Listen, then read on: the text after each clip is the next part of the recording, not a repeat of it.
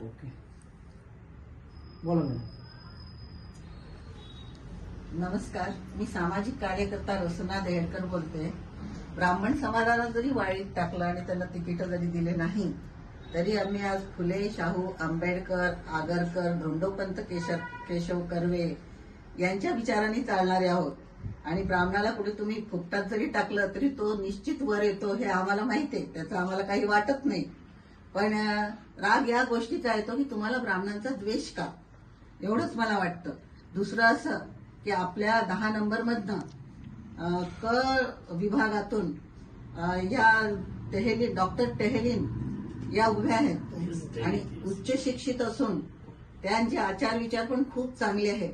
तर मला सगळ्या मतदारांना असं सांगावं असं वाटतं की तुम्ही कुठल्याही जातीचा, धर्माचा कुठलाही विचार न करता सुशिक्षित महिलेला जर निवडून दिलं अशा तर निश्चितच महानगरपालिकेमध्ये विकासाचं एक दालन उघडं होईल आणि लोकांना चांगली सेवा मिळेल असं मला वाटतं. तरी त्यांना त्या आम आदमी पार्टीच्या वतीने उभ्या आहेत तरी त्यांना प्रचंड मताने निवडून द्यावे असं माझं म्हणणं आहे.